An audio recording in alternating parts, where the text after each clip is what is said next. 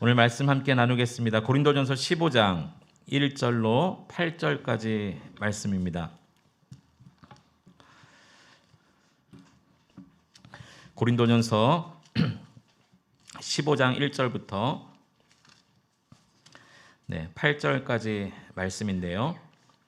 4절까지만 함께 읽도록 하겠습니다. 고린도전서 15장 1절부터 4절까지만 제가 대신 봉독하겠습니다. 형제들아, 내가 너희에게 전한 복음을 너희에게 알게 하노니 이는 너희가 받은 것이요 또 그 가운데 선 것이라. 너희가 만일 내가 전한 그 말을 굳게 지키고 헛되이 믿지 아니하였으면 그로 말미암아 구원을 받으리라. 내가 받은 것을 먼저 너희에게 전하였노니 이는 성경대로 그리스도께서 우리 죄를 위하여 죽으시고 장사 지낸 바 되셨다가 성경대로 사흘 만에 다시 살아나사. 아멘. 오늘 성경대로 다시 살아나사라는 제목을 가지고 함께 말씀을 나누기 원합니다. 미국의 한 병원에서 실제로 있었던 일이라고 합니다. 그 병원의 12층 제일 끝에 작은 그 병실에는 죽음을 앞둔 한 명의 환자가 있었습니다. 이 12층 제일 구석에 있는 이 병실은 의사나 간호사도 가기를 꺼려하는 병실입니다. 이제 오늘 죽을지 내일 죽을지 모르는 환자만 그곳에 입원시키기 때문인 것이죠. 매일 고통 속에서 누워있기만 했습니다. 이 환자는 시력도 다 잃어서 앞을 볼 수도 없습니다. 불쌍하게도 가족도 없어서 찾아오는 사람도 없습니다. 매일 병실에 들어오는 사람은 오직 하루에 한 번 들어오는 간호사뿐입니다. 그 한두 번 들어오는 간호사와 대화하는 게 전부입니다. 그러나 간호사가 들어올 때마다 이 다 죽어가는 환자가 물어봅니다. 오늘은 창밖에 뭐가 보입니까? 간호사는 창밖에서 일어나고 있는 상황을 그때그때 알려줍니다. 네, 오늘은 날이 참 흐리네요. 네, 오늘은 날이 무척 맑고 화창합니다. 오늘은 바람이 많이 불어 낙엽이 떨어집니다. 어떤 날은 오늘은 저 멀리 공원에 그 공원 앞에서 꼬마들이 뛰놀고 있습니다. 어떤 날은 저 호수에 배 한 척이 떠 있습니다. 오리들이 줄을 지어 헤엄치고 있습니다. 그 창밖의 이야기를, 그 상황들을 다 이야기해 주는 거예요. 앞을 보지 못하고 늘 누워서 지내는 이 다 죽어가는 환자가 얘기합니다. 저도 저 밖에 있는 저 모습을 보고 싶네요. 저도 나가보고 싶네요. 근데 간호사가 이렇게 이야기하는 거예요. 곧 그렇게 되실 거예요. 곧 일어나 앉게 되실 거고 밖에도 나가실 수 있습니다. 그리고 하루에 한 번씩 들어올 때마다 밖의 상황을 계속 이야기해 주는 거예요. 그런데 정말 이 간호사의 말처럼 이 환자가 회복되는 거예요. 그리고 자리에서도 일어났습니다. 누군가 이 안구를 기증해줘서 시력도 되찾았어요. 그러나 시력을 되찾은 그 순간 알게 되었습니다. 창밖에는 아무것도 보이지 않았다는 것을. 창밖에는 바로 옆 건물에 벽이 있었을 뿐이에요. 그런데 이 간호사가 이 죽음을 앞둔 환자에게 일말의 소망을 주려고 착한 거짓말을 계속 해왔던 것입니다. 여러분, 이처럼 우리 인생이 깊은 수렁에 빠졌을지라도 소망을 잃어버리는 순간은 정말 죽음인 것입니다. 그러나 아무리 깊은 수렁에 빠졌다 할지라도 소망을 잃지 않는 게 너무 중요한 것이죠. 사람의 생명이 소망을 가졌는가 소망을 갖지 못했는가에 달려 있다는 이야기입니다. 여러분, 지금 여러분에게 소망이 무엇입니까? 코로나 극복인가요? 경제 회복인가요? 질병 치유입니까? 사업 성공입니까? 자녀의 앞길이 열리는 것입니까? 네, 너무 중요한 소망입니다. 이 소망 있어야 되죠. 그러나 우리 모든 그리스도인들에게 가장 큰 소망이 있습니다. 모든 소망이 다 귀하지만 가장 큰 소망이 있다는 것을 여러분 아셔야 됩니다. 그것은 바로 부활입니다. 이 부활은 예수님의 부활을 말하는 게 아닙니다. 예수님이 이미 부활하셨어요. 이 부활은 우리의 부활을 말하는 것입니다. 부활절은요, 예수님의 부활만 기억하는 날이 아니라 예수님의 부활을 통해서 나의 부활을 소망하는 날입니다. 하나님이 매년 우리에게 이 부활절을 맞게 하시는 이유는요, 우리도 부활한다. 우리도 부활한다. 예수님이 그러셨던 것처럼 우리도 부활한다. 이것을 매년마다 깨닫게 하시기 위함 아닐까요? 성경은 예수님의 부활과 예수님을 믿는 자의 부활 모두를 말하고 있습니다. 고린도전서 6장 14절에 보면 이런 말씀이 있습니다. 같이 한번 읽어봅니다. 시작.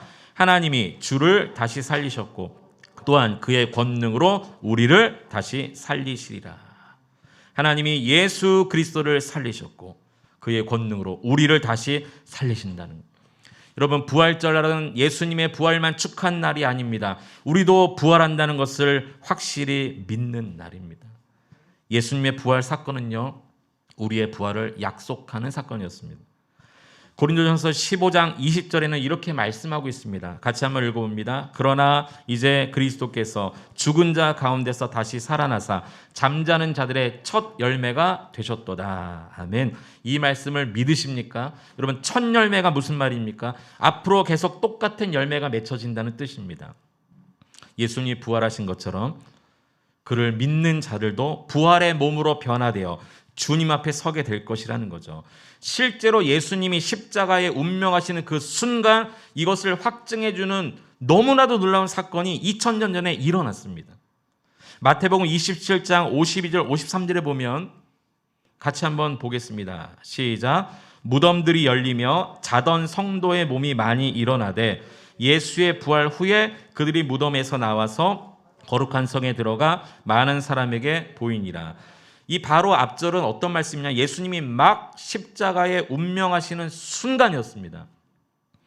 예수님이 십자가에서 운명하시는 순간 무덤이 열리고 자던 성도의 몸이 일어났다는 거예요. 그리고 사흘 뒤 예수님이 부활하시자 그들이 무덤에서 또 나왔다는 거예요. 여러분, 이것은 동화가 아닙니다. 이것은 허구가 아니라 마태복음 27장에 기록된 역사적 사실입니다. 예수님은요, 예수님이 부활하시기 전 십자가에 달려 죽으시자마자 이 놀라운 사건을 통해서 예수님만 부활하는 것이 아니라 믿는 자의 부활도 있다는 것을 예수님 부활 전에 먼저 보여주셨어요. 여러분, 이것은 엄청난 사건입니다. 자던 자들이 이 죽은 자를 말하죠. 자던 성도의 몸이 일어났다는 것은 어떤 의미냐면요, 여러분, 부활은 반드시 죽음을 전제로 하죠. 죽어야 부활 아닙니까? 부활한다는 것은 먼저 죽었다는 뜻이죠. 그리고 이 죽음, 우리 인간의 죽음의 이유는 죄 때문입니다. 죽음은 죄의 결과입니다. 그러니까 죄로 인해서 죽는 것이죠. 그런데 예수님이 십자가에 죽으심으로 우리의 죄값을 다 지불하셨어요. 그러니까 우리의 죄가 다 제거된 것입니다. 우리의 죄가 제거되었어요.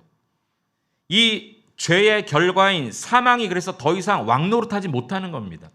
예수님이 십자가에 죽으시자 우리의 죄값을 다 치르신 그 순간 자던 성도가 일어났다는 거예요. 이것은 죄값이 치러졌다는 증거입니다. 그리고 사흘 후에 예수님께서 부활하시자 무덤에서 나왔어요. 이것을 부활이라고 말하는 것이죠. 오늘 저와 여러분도 이 사실을 우리가 다 알고 믿고 사는 사람 아닙니까? 여러분, 예수님이 십자가 지심으로 우리의 죄값을 다 치르셨다는 것을 믿으십니까? 그러면요, 더 이상 사망이 우리로 왕노릇하지 못합니다. 예수님이 십자가에 죽으셨다는 것을 믿는 사람은요, 우리의 죄값이 치러졌음을 믿는 사람이고 사망이 우리로 왕노릇하지 못한다는 것을 믿는 사람입니다. 그러나 우리가 예수님은 죽으셨다는 것을 아는데 사망이 우리로 하여금 왕노릇하지 못하게 되었다는 것은 모르고 살아가요. 우리에게 그래서 부활은 정말 큰 소망인 것입니다. 이 소망을 갖게 되시기를 간절히 축원해 드립니다. 그 좋은 예가 예수님의 제자들인데요, 이 소망을 가진 사람들이 어떻게 변화되었는가 예수님의 제자를 통해서 알 수 있습니다. 예수님의 제자들은 3년간 예수님과 함께 했지만 예수님과 3년간 함께 했다고 변화되지 않았습니다. 예수님이 십자가에 죽으셨다고 변화되지 않았어요. 오히려 예수님 십자가 지실 때 다 도망갔죠. 모든 게 다 끝났다고 생각하고 본인의 직업을 찾아 다시 돌아간 사람들이 제자들입니다. 그러나 정작 이들이 언제 변화되었는가?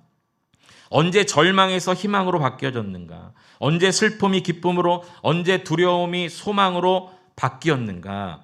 예수님의 부활 사건 이후입니다. 제자들의 진정한 변화는 부활 이후였어요. 예수님의 부활 사건은 제자들의 모든 것을 바꾸어 놓았습니다. 심지어 그들의 삶의 이유와 목적과 사명을 다 바꾸어 놨어요. 그래서 예수님이 부활하신 이후에 가룟 유다 대신에 또 한 제자를 사도로 뽑을 때 그들의 이 사도의 기준은 예수님의 부활 사건이었어요. 우리 한번 확인해 볼까요? 사도행전 1장 22절 말씀에 이렇게 기록되어 있습니다. 항상 우리와 함께 다니던 사람 중에 하나를 세워 우리와 더불어 예수께서 부활하심을 증언할 사람이 되게 하여야 하리라. 이게 부활 이후에 인생이 바뀌고 삶의 목적이 바뀌고 그들의 사명이 변화된 제자들이 또 한 사도를 세우는 기준이었어요. 그것은 부활이었어요. 부활을 증언할 사람을 뽑은 것입니다. 이렇게 뽑힌 사람이 마띠아죠. 그래서 한 명의 제자가 다시 추가되어 12사도가 채워졌습니다. 이 12사도의 수가 채워지자 이들로 인해서 복음이 증거되기 시작했습니다. 이들로 인해서 복음이 증거된 이야기가 사도행전입니다. 그래서 사도행전을 또 다른 말로 부활행전이라고 합니다. 여러분 4월달 우리가 그로잉 30 사도행전을 날짜에 맞춰 한 장씩 읽는 이유가 여기 있어요. 부활 이후에 제자들은 부활 때문에 바뀌었거든요. 오늘 우리가 부활절 그냥 계란을 나누고 할렐루야 아멘 이러고 끝날 것이 아니라 사도행전 우리는 묵상해야 돼요. 그리고 부활을 만난 그들이 어떻게 변화됐는지를 보면서 우리도 소망을 가져야 됩니다. 우리도 그렇게 변화되기를 꿈꿔야 됩니다. 여러분 아직 시작하지 못하신 분이 있다면 오늘부터 다시 시작하시면 됩니다. 부활과 승천 그 이유를 추적하다. 4월 그로잉 30의 주제 아닙니까? 사도행전을 읽어보면 정말 제자들의 삶이 예수님 부활 이후에 어떻게 바뀌었는지 자세히 나옵니다. 이처럼 예수님의 부활 사건이 그들뿐만이 아니라 오늘 우리의 삶도 변화시킬 줄로 믿습니다. 그러기 위해서는 여러분 우리가 반드시 믿어야 될 것이 두 가지가 있습니다. 예수님의 부활 사건이 우리로 하여금 믿게 만드는 그 두 가지가 있다는 거예요. 부활 사건이 입증해주는 두 가지가 있는데 첫 번째가 하나님의 대속의 방법이 맞았다는 것을 확실히 입증해주는 사건이 부활입니다. 하나님의 대속의 방법이 뭐죠? 죄인을 대속해 주시는 방법이 무엇이죠? 네, 예수 그리스도가 십자가에 죽는 것입니다. 예수님의 부활 사건이 없었다면 예수님의 십자가가 하나님의 대속의 방법이라는 것을 확인할 길이 없었어요. 주님이 그냥 십자가에 죽으시고 끝났다면 그것이 하나님의 대속의 방법인지 우리가 알 길이 없습니다. 그러나 다시 부활하심으로 예수님의 십자가 죽음이 우리를 대속하시는 하나님의 대속의 방법이 맞구나라고 확실하게 부활로 인해 입증되었다는 것입니다. 그래서 부활 사건은 너무 중요한 사건입니다. 고린도전서 15장 17절에 보면 부활이 없으면 우리의 믿음도 헛것이라고 말하고 있어요. 그리스도께서 다시 살아나신 일이 없으면 너희 믿음도 헛되고 너희가 여전히 죄 가운데 있을 것이요. 여전히 죄 가운데 있을 것이라는 말이 무슨 말입니까? 네, 하나님의 그 대속의 방법, 십자가 사건을 알지 못하게 되었다는 거죠. 그리고 우리의 믿음도 헛되다는 거예요. 우리의 믿음이 무엇입니까? 예수님이 우리를 대신해 십자가에 죽으심으로 우리 죄가 사해졌다는 이 믿음 알 수 없었다는 말입니다. 부활이 없었다면. 이 부활 사건은요, 하나님의 대속의 방법, 십자가 사건이 맞았다는 것을 입증해 줍니다. 이 순서가 중요합니다. 시간상 순서는요, 십자가 죽음이 먼저고 부활이 나중이죠. 그러나 우리의 진정한 신앙의 고백의 순서는요, 부활의 주님을 만나야 십자가의 주님을 고백할 수 있습니다. 도마가 그러지 않았습니까? 도마는요, 예수님 십자가에 죽으셨지만 도망갔고요. 부활했다는 말 들어도 믿지 않았습니다. 그러나 정말 십자가에서 죽으실 뿐만이 아니라 부활하신 주님을 눈앞에서 목격하신 다음의 고백이 나의 주, 나의 하나님. 십자가의 주님을 비로소 고백했다는 거예요. 그래서 여러분 이 순서가 너무 중요합니다. 오늘 저 여러분도 그래서 부활이 중요한 거예요. 부활을 믿지 못하면 사실 십자가 사건을 믿지 못하는 것입니다. 두 번째, 이 부활 사건이 우리로 하여금 가져다주는 믿음이 또 하나 있습니다. 그것은 성경 말씀이 맞았다는 것을 확실히 믿게 해줍니다. 부활은요, 성경 말씀이 맞았다는 것을 입증해 줍니다. 오늘 본문을 한번 보실까요? 오늘 본문에 보면 바울이 고린도 교회를 향해서 쓰는 편지 가운데 1절에 보니까 내가 너희에게 전한 복음을 이렇게 말합니다. 내가 너희에게 전한 복음. 내가 너희에게 전한 복음이 있는데요. 이것을 너희가 알기 원한다. 2절에 보면요. 너희가 만일 내가 전한 그 말을 굳게 지키면, 내가 전한 그 말이 또 있어요. 3절에 보면 내가 받은 것을 너희에게 전하겠다는 거예요. 지금 내가 전한 복음, 내가 전한 그 말, 또 내가 받은 것, 이게 전부 복음을 이야기하는데 이것이 무엇이냐? 3절 하반절에 보면 이는 성경대로 그리스도께서 우리 죄를 위해 죽으시고, 4절에 장사 지낸 바 되셨다가 성경대로 사흘 만에 다시 살아나사. 이게 지금 바울이 고린도 교회를 향해서 내가 전한 복음, 너희에게 전하는 내 말, 내가 받은 것, 이것이 십자가에서 예수님이 죽으시고 다시 살아나셨다. 이 복음의 내용이 십자가와 부활인 것이죠. 그런데 여기 중요한 것은 말씀대로 살아나셨다는 거예요. 성경대로 죽으시고 성경대로 다시 살아나셨다. 하나님의 말씀에 십자가와 십자가 죽음과 부활이 그대로 예언되었고요. 말씀대로 죽으셨고 말씀대로 살아나셨다는 거예요. 예수님이 부활하시지 않았다면 성경이 하나님의 말씀이라는 것을 입증해 줄 수 없습니다.